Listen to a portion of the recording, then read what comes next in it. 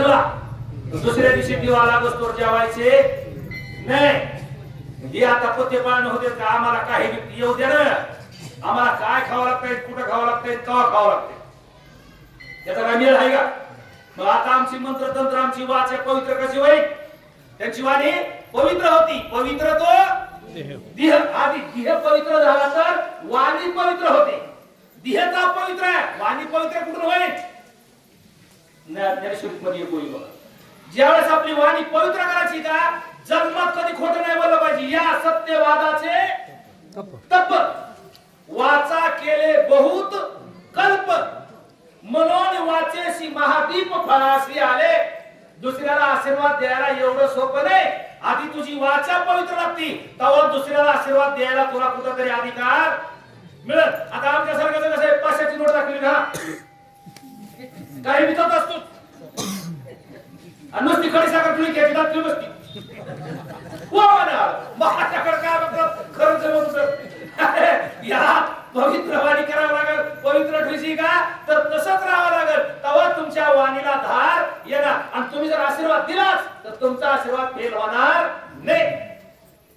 वानराच्या निज चित्ती श्रीराम तेजे दुर्धर शक्ती, तेने कळी काळा नागवती केली शांती सकळाची. वानरांची दुर्धर शक्ती बघा, एक बारीक माझ्याकडे काय, मी अडाणी माणूस आहे, माझ्याकडे बारीक लक्ष ठेवू द्या.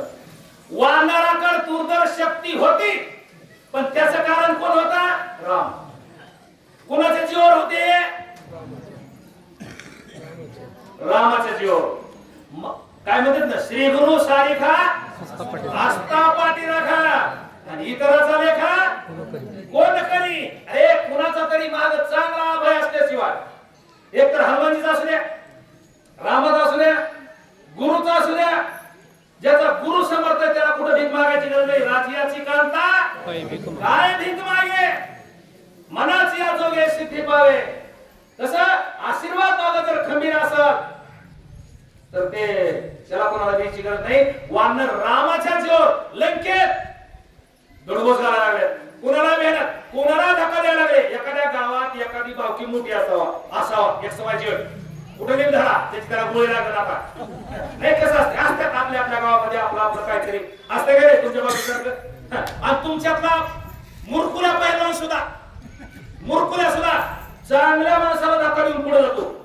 ज्याची बावकी गावात मोठी का तो चांगला धक्का देऊन पुढे जातो. अरे का बोलू का बावकी मग म्हणजे तसं मला सांगायचं काय, रामाच्या जीवर नाही तर वानर इथून मागे का वानर नव्हते का लंकेत एखादा वानर गेला का आणि गेलेलं माघारी आलं बघा. आणि रावण कुंभकर्ण इंद्रजित पहिल्यापासून म्हणायचे आम्ही वानर कशाबरोबर खाऊ? लोणच्या सारखे. वानर कसे खाऊ? लोणच्या सारखे. पण लोणच्याला इतकी ताकद मिळाली, इतकी ताकद मिळाली, त्यांच्या तिथं जाऊन पाट्यावर वरवाटा म्हणजे ते पाठ का बरं तिथं जाऊन मिरच्या वाटा लागले. हे तिथं जाऊन घ्यायची गरज नाही. चला युद्ध कवळले वानर करीत उठले संहार, निवटिले राक्षस भार वाहे रुधिर बडबडा. रामाच्या जीवावर वानराने ऐश्वर्य चढलं, वीर श्री चढली आहे. त्याला वीर श्रीची नशा. आता ही वीर श्री आणि नशा, नशा म्हणजे काय आपण वेगळा अर्थ करतो, पण हर एक माणसाला नशा आहे. मी असल, तुम्ही असल, कोणी असल, कोणी असल, कोणाला कशाची आपल्या आपल्या सगळ्याला नशा आहे. आपल्याला रामायण वाचायची ऐकायची नशाच आहे का नाही?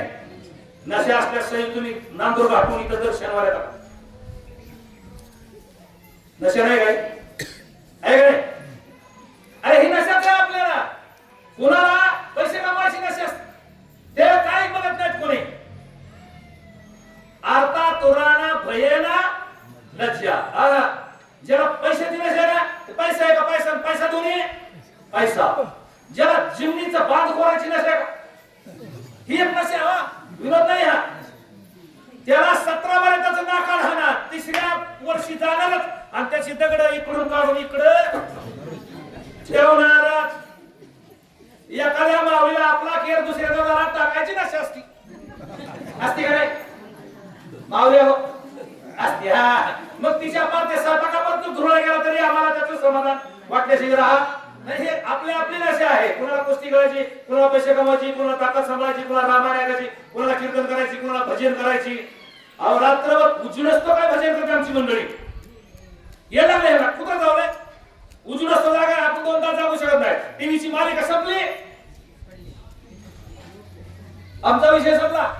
जी त्याची त्याची आवडीची जी असेल ती, पण जी भजन करणारी बसेल रात्रभर नाही घेऊन बसते, उजळच तर उठत नाही. ही सुद्धा काय आहे हा तेच ही सुद्धा नशाच आहे. आपण इतक्या आम्हाला दर्शनावर येतो, ही सुद्धा आपल्याला आवड म्हणजे नशा आवडते ना आपल्याला. तसं या वानराली वीरश्री चढली आहे, नशा चढल्यासारखे बेधुंद झाले. अहो यांना मथारा बी कळना, लंकेतलं पोरलंय कळना, युद्धाला आलंय का सोडवा आलंय हे सुद्धा काय काय ठिकाणी बांधला सोडून टकुरं फुटतो, भांडण करणार तसाच राहतो. तशी अवस्था झाली. एकाचे करचरण तुटले, एकाचे कटी बंगले, एकाचे ऊर फुटले, उघडे पडले कोथळे. मला वाटतं त्यावेळेचा आशीर्वाद आता लागू झाला काय होता. ओवी माझ्या बदलच नाही, कोणाचा मन का गेला. आता किती जण म्हणतात तवानी केलं काहीचे करचर म्हणजे गुडघे गेले, गुडघे अर्ध्या लोकांचे गुडघे गेले. बसायला येतंय पण उठायला धरून भीतीचा तरी आधार घ्यावा लागतो.